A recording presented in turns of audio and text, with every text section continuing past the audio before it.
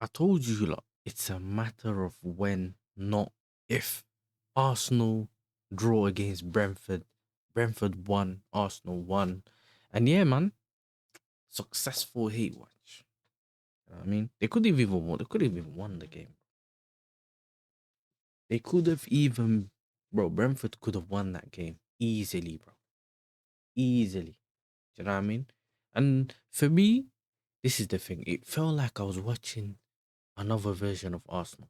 Like two versions, like just you know when you play an exhibition match on FIFA and you both like both people that are playing the game are both playing with Arsenal or like both playing with the same team.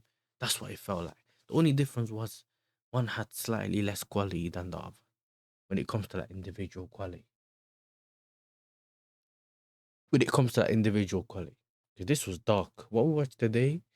And listen, I know that Brentford's not an easy place to go to, but everyone's talking about, oh, but their history, oh, the points, oh, this, and that. Let me tell you, man, this and it. Let's check this out together. Look at this stats. Brentford had an XG of 1.3.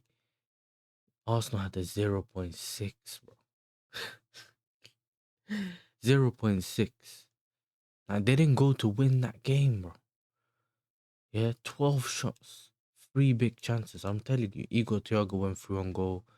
Um, there's so many. Like at this point, I haven't. I ain't got the level of focus to tell you all. Yeah, but one big chance against Brentford, they limited them, bro. Limited them, and I don't know why. You know what I'm saying? They're gonna come up and tell you Hincapi had that best game. No, he didn't, bro. They're only giving him this rating because he put one good crossing. Do you get me? That's the whole reason why. Because Otara was having fun on the side. Coyote played really well. Do you get me? Gabriel had issues. That left hand side, where, to be honest, as much as people say Trossard stank, yeah, in my opinion, he likes when players go up here, make those. He would just stand up here, make someone make the run and just cut through with that through ball. He didn't really get that many opportunities. Do you get me? A lot of these people here in midfield were just intercepting. Even at some point, Coyote intercepted that shot that Gyökeres could have had. But the main person I wanted to talk about as well, Eze, bro. Eze got hooked off at half time. This is why it says on the thumbnail it ain't easy, because that's what they were saying to us, bro.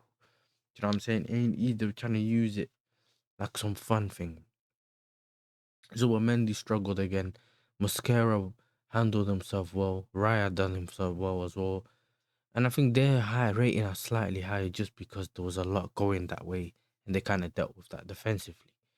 You know what I mean? Gabriel done that stupid tackle. He could have had himself sent off. You know what I mean? Eze, I didn't even know he played, bro. I didn't even know Eze played. Like, he's crazy. Do you know what I mean? Erdegaard comes on, looks like he's trying, but he just holds on to the ball for too long. He holds on to the ball for too long. If that was my team, yeah, I'd be struggling with that because forget it. Let's say he played for my club, forget the team.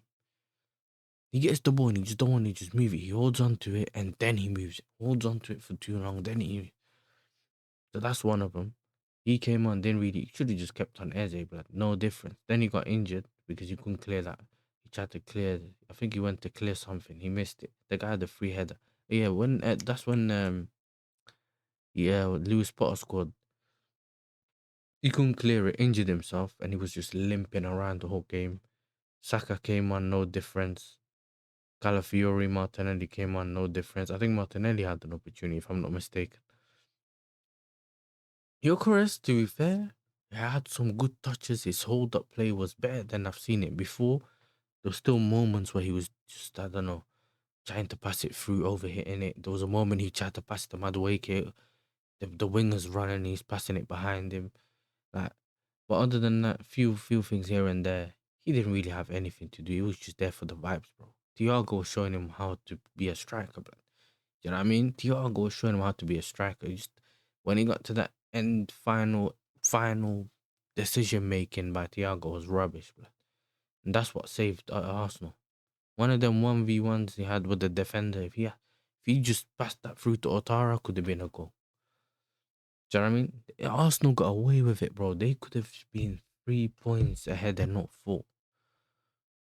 Do you know what I mean? That's exactly how it could have been. These numbers here, this is why I don't watch football, but that Brentford looked like the better team, the more threatening team. Arsenal just held possession well. But when Madueke scored, it was literally so against the runner play. I don't even ever remember seeing Madueke score a header. So for him to score a header was like, all right, cool. Maybe it's one of them ones. They'll scam it. But yeah, didn't happen. And now the real question is now, what does this mean for the title race? Do you know what I mean? That's what's gonna be the real question. Because the more you look into this, now is obviously Arsenal got Wigan Athletic next. No one cares. You got Wolves. We've seen them struggle against Wolves and that low block in the home fixture. So how's that gonna be in the away fixture? Wolves also drew against um Forest before their manager got sacked. Then they got the North London derby. Then they got Chelsea. Then they got Brighton. Then they got Everton. And then they got City in the EFL Cup. So obviously City isn't anywhere near, but all of these upcoming games ain't easy ones. You know what I mean? And I'm not forget the Chelsea one, the Brighton, Everton, even though they ain't got Grealish, can be a problem. It's all these teams that you kind of look at Arsenal, innit?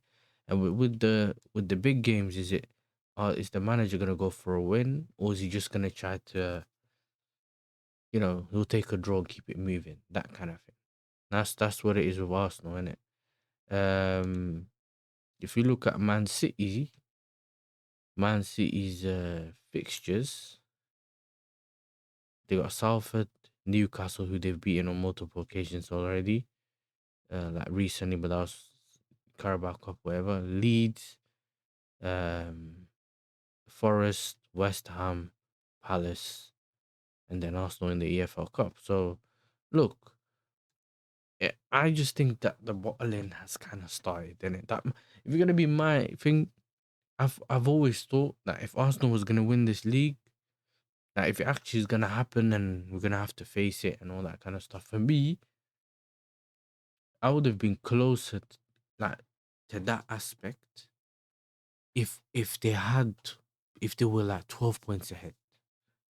If they were 12 points ahead and stuff like that, and or more than that, like 10 points, 12 points, like kind of starting to get clear, I'm like, all right, cool, whatever.